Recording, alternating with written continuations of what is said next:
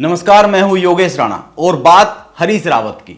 हरीश रावत ने हाल के दिनों में दो ऐसे ट्वीट किए हैं जिनको देखकर एक सवाल जन्म लेता है और सवाल यह है कि हरीश रावत उत्तराखंड कांग्रेस में या तो बिल्कुल किनारे लगा दिए गए हैं या फिर वो अब भी राजनीति कर रहे हैं और राजनीति भी अपनी ही पार्टी के प्रदेश नेतृत्व के साथ। यह सवाल इसलिए बन रहा है क्योंकि हरीश रावत के दो तीन दिन के भीतर के जो ये दो ट्वीट है बड़े चर्चा में है। इन पर कई खबरें भी सामने आई है और इन दोनों ट्वीट के बड़े राजनीतिक मायने निकाले जा रहे हैं। आइए इन्हीं पर बात करते हैं। उत्तराखंड कांग्रेस में आपको कई लोग यह कहते हुए मिल जाएंगे कि हरीश रावत आज भी प्रदेश कांग्रेस के सबसे बड़े नेता है और कई लोग यह कहते हुए भी मिल जाएंगे कि हरीश रावत बड़े नेता तो है लेकिन केवल अपने लिए, संगठन को तो वो अक्सर चिंता में डालते रहते हैं। और यह जो दूसरी बात है, इसको कहने वाले एक बार फिर कह रहे हैं कि देखो हरीश रावत मान नहीं रहे हैं, उनकी गतिविधियों से हरिद्वार के त्रिस्तरीय पंचायत चुनाव में कांग्रेस को नुकसान पहुंच सकता है। वैसे हरीश रावत का राजनीति करने का अपना एक अलग ही तरीका है। वो हमेशा अपने मन की बात सोशल मीडिया पर करते हैं और अक्सर उत्तराखंड में कांग्रेस के मौजूदा नेतृत्व पर सवाल भी खड़े करते रहते हैं। इस बार भी वो कुछ ऐसा ही करते हुए दिख रहे हैं।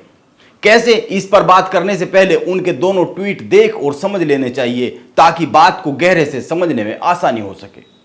पहले ट्वीट में उन्होंने अरुण चौहान को संबोधित करते हुए कुछ बातें लिखी है। उन्होंने लिखा है, श्री अरुण चौहान की भावना का सम्मान करते हुए भी उनके पार्टी से जाने से मैं बहुत दुखी हूं।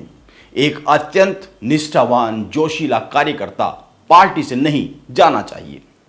जिला पंचायत चुनाव में उम्मीदवार के चयन को लेकर मुझे एक औपचारिक मीटिंग में आमंत्रित करने के अलावा मुझसे कोई परामर्श नहीं हुआ है। स्थितियां मेरे हाथ में नहीं है।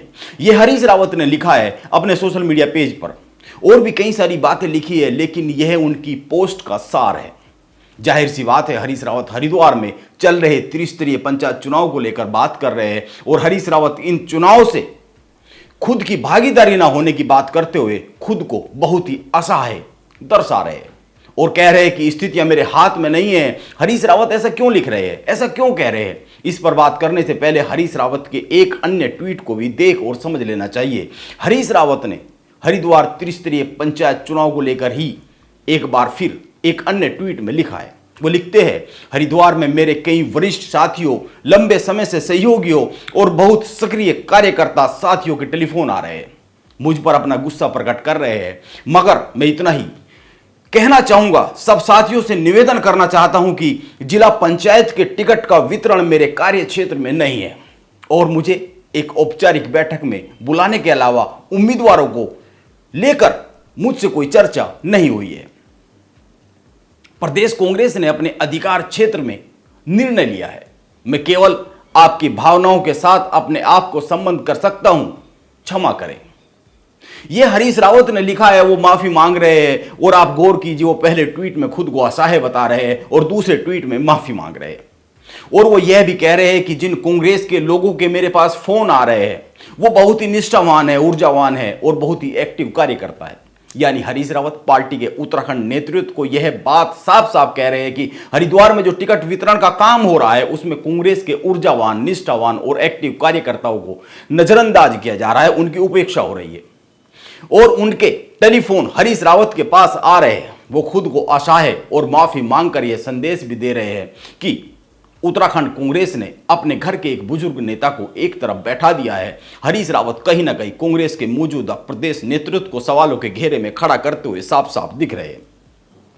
कान मेहरा के निर्णयों को सवालों के घेरे में खड़ा करते हुए दिख रहे हैं और हरीश रावत पर यह आरोप बहुत पहले से लगते रहे हैं कि वो सोशल मीडिया के जरिए अपनी बात को रखकर पार्टी पर एक दबाव बनाने का काम करते हैं जिससे कांग्रेस को नुकसान हो जाता है। विधानसभा चुनाव में भी इस तरह के आरोप हरीश रावत पर खूब लगे थे, इससे भी आगे के आरोप लगे थे। लेकिन पिछली बातों को अब क्या चर्चा में लाना, नई बात को लेकर एक बात समझने की जरूरत है। ये जो नए ट्वीट है इनको लेकर एक बात समझने की जरूरत है। हरीश रावत ये सारी बात सोशल मीडिया पर ही क्यों लिख रहे हैं?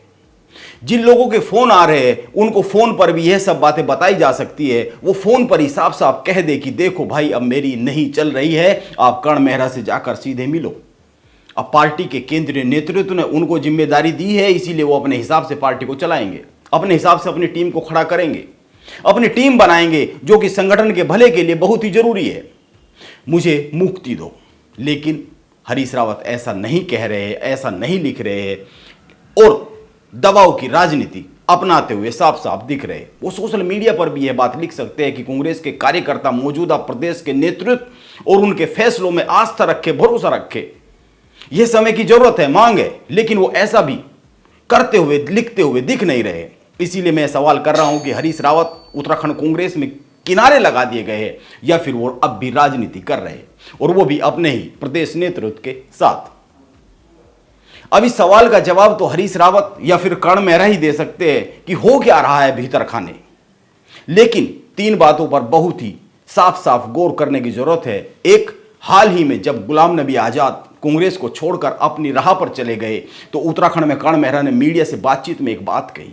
उन्होंने कहा, उत्तराखंड में पार्टी के भीतर कुछ नेता है जो आने वाले समय में पार्टी छोड़कर जाएंगे और गुलाम नबी आजाद जैसे ही कहलाएंगे। कर्ण मेहरा ने एक बात और कही। उन्होंने कहा, चाहे वो सांसद के चुनाव हो या एमएलए के चुनाव हो, इस दौरान कोई पाला बदलता है तो उन्हें मैं गुलाम नबी आजाद की श्रेणी में लूंगा। कर्ण मेहरा की इस बात पर उस समय हरीश रावत का भी बयान आया और हरीश रावत ने मीडिया से बातचीत में कहा, उन्होंने साफ साफ कहा कि उत्तराखंड में किसी के भी गुलाम नबी आजाद की मौजूदगी लगती नहीं है। उन्होंने कांग्रेस में गुलाम नबी आजाद की किसी भी रूप में मौजूदगी उत्तराखंड कांग्रेस में होने से इनकार किया था। हरीश रावत ने दावा किया कि उत्तराखंड कांग्रेस में कोई ऐसा नेता नहीं है जो आजाद की राह पकड़े। यह तो हुई एक बात। और दूसरी बात यह है कि हरिद्वार में जो कांग्रेस को छोड़ रहे हैं वो कर्ण मेहरा की नजर में गुलाम नबी आजाद हुए और हरीश रावत उनको निष्ठावान, ऊर्जावान और एक्टिव कार्यकर्ता बता रहे हैं। उत्तराखंड कांग्रेस में मौजूद इस सिचुएशन को भी समझना बहुत ज्यादा जरूरी है। और तीसरी बात यह एक सवाल के तौर पर कही जा सकती है और वो यह है कि क्या कई खेमों में उत्तराखंड की कांग्रेस को बांटे बैठे प्रदेश कांग्रेस के दिग्गज कभी एकजुट होकर किसी चुनाव को लड़ने का मन बना पाएंगे? यह सवाल जनता के सामने बार बार आकर खड़ा हो जाता है प्रदेश में, क्योंकि उत्तराखंड देश के उन राज्यों में से एक है जहां पर कांग्रेस का वोट बैंक बहुत ही मजबूत माना जाता है। पिछले चुनाव में यह साफ साफ दिखता है। इस चुनाव में भी, जो हाल ही में विधानसभा के चुनाव हुए, उसमें भी साफ साफ दिखता है। यह अलग बात है कि भाजपा बहुत बड़ी सीटों को जीतकर बहुत बड़े बहुमत के साथ सत्ता में आई है, और यह भी सही है कि कांग्रेस के केवल 19 विधायक ही जीत पाए हैं, लेकिन कांग्रेस का वोट बैंक बड़ा मजबूत है। और शायद इसी कारण कांग्रेस प्रदेश अध्यक्ष की कुर्सी मिलने के बाद 5 माह से ज्यादा का वक्त गुजर गया है और कर्ण मेहरा अपनी कार्यकारिणी का गठन तक नहीं कर पा रहे। वो बार बार जल्द ही कार्यकारिणी सामने आएगी इस तरह के मीडिया को बयान दे रहे हैं। यह भी एक समझने वाली बात है। और अंत में एक बात पर और गौर कीजिए, विधानसभा चुनाव में हरिद्वार में भाजपा को सबसे बड़ा नुकसान हुआ था। पूरे प्रदेश में अगर देखेंगे तो भाजपा इस नुकसान की भरपाई करने के लिए सारे यत्न कर रही है। हरिद्वार में गौर करने की बात है कि हरिद्वार त्रिस्तरीय पंचायत चुनाव के ठीक पहले ही मदन कौशिक की प्रदेश अध्यक्ष की कुर्सी चली गई, महेंद्र भट्ट को अध्यक्ष बनाया गया और हरिद्वार में भाजपा में सबसे ज्यादा भीतरघात के आरोप लगे थे और महेंद्र भट्ट के सामने खुद को साबित करने का यह पहला मौका है कुर्सी मिलने के बाद प्रदेश अध्यक्ष की भाजपा में। और भाजपा इसके लिए पूरी ताकत से जुटी हुई दिख रही है। आए दिन किसी न किसी के भाजपा में शामिल होने की खबरें आ रही है, इससे इसको समझा जा सकता है। लेकिन कांग्रेस एक बार फिर गुटबाजी की शिकार होती हुई दिख रही है। हरीश रावत के ट्वीट इस बात की ओर साफ साफ इशारा कर रहे हैं और मैं तो यह कहता हूं कि इस बात के साफ साफ प्रमाण दिख रहे हैं। यह एक समझने वाली बात है। नमस्कार, आप बने रहे मेरे साथ।